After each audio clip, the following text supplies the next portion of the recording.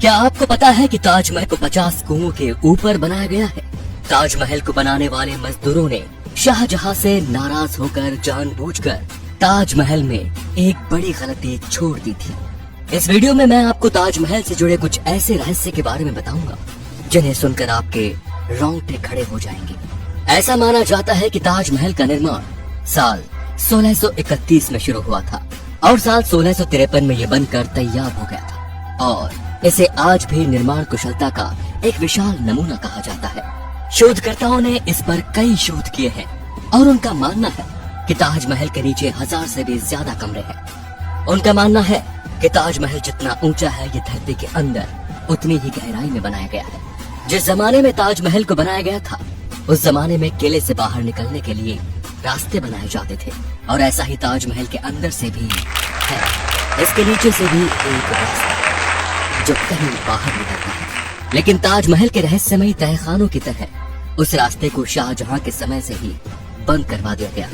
आपको ये जानकर जरूर हैरानी होगी कि ताजमहल का रंग बदलता है। दिन के अलग अलग पहर के हिसाब सुबह देखने पर ताज गुलाबी दिखता है, शाम को सफेद दिखता है और चांदनी रात में सुनहरा दिखता है। ऐसा सफेद संगमरमर पर सूरज और चांद की रोशनी पड़ने के कारण होता है।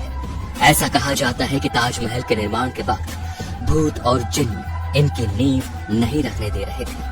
वे बार बार इसे ध्वस्त कर रहे थे और कारीगरों को डराकर भगा देते थे। ऐसे में शाहजहां ने भूत और जिन्न को वहां से भागने के लिए हुमायूं की राय ली। हुमायूं ने शाहजहां को अरब में बुखारा सर के पीर हजरत अहमद बुखारी को बुलाने का सुझाव दिया था। इसके बाद शाहजहां के हाथों नींव रखवाकर ताजमहल को बनवाने का काम शुरू करवा दिया गया। तब कहीं जाकर इसका निर्माण हुआ।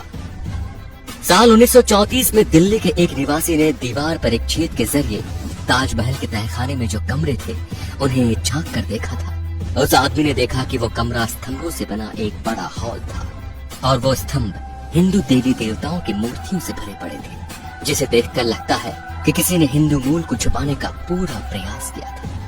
वहाँ के स्थानीय लोगों का भी मानना है कि ताजमहल एक हिंदू मंदिर था जो तेजो महल के नाम से प्रसिद्ध था। बाद में इसे ताजमहल का रूप दिया गया, परंतु सच्चाई क्या है ये कोई नहीं जानता। आज भी किसी को नहीं पता कि भारतीय पुरातत्व सर्वेक्षण ने 22 कमरों को इसलिए बंद रखा है ताकि इस कमरे में छिपी सच्चाई के चलते भविष्य में कोई तंगी न हो। सबसे मजेदार बात तो ये कि कुतुब मीनार नाम इमारत को, जिसको हम सबसे ऊंची इमारत मानते हैं, ताजमहल उससे भी ऊंचा है। कुतुब मीनार को देश की सबसे ऊंची इमारत कहा जाता है, लेकिन इसकी ऊंचाई ताजमहल के सामने छोटी पड़ जाती है। ताजमहल को देखने के लिए एक दिन में सबसे ज्यादा भीड़ इकट्ठी होती है। ताजमहल को देखने के लिए पूरी दुनिया से 12,000 सैलानी हर रोज आगरा की ओर रवाना होते हैं। शाहजहां चाहते थे मुमताज के लिए बने सफेद ताजमहल के बाद वे अपने लिए काला ताजमहल बनवाएं, लेकिन जब उन्हें उनके बेटे ने कैद कर लिया तो उनके लिए ये सपना एक सपना ही रह गया। यदि ताजमहल की मीनारों पर गौर किया जाए तो आप देखेंगे कि चारों मीनारें सीधी खड़ी न होकर एक दूसरे की ओर झुकी हुई हैं। इमारतों का ये झुका हुआ होना बिजली और भूकंप के दौरान मुख्य गुंबद के ऊपर न गिरने के लिए किया था। कहा जाता है कि जिन मजदूरों ने ताजमहल को बनाया था शाहजहां ने उनके हाथ कटवा दिए थे। लेकिन इतिहास में वापस लौटा जाए तो ताजमहल के बाद भी कई इमारतों को बनवाने में उन लोगों ने अपना योगदान दिया था। उस्ताद अहमद लाहौरी उस पल का हिस्सा थे जिन्होंने ताजमहल जैसी भव्य इमारत का निर्माण किया था। जिस जगह पर हम आज की तारीख में ताजमहल जैसी भव्य इमारत को देखते हैं वहाँ पहले शिव मंदिर था जिसका नाम तेजो महल था और उसकी छत पर टपकने वाला पानी शिव जी के शिवलिंग पर बूंद बूंद करके टपकता था। इसके पीछे की एक कहानी ये भी है कि जब शाहजहां ने सभी मजदूरों के हाथ काट दिए जाने की घोषणा की ताकि वो कोई ऐसी इमारत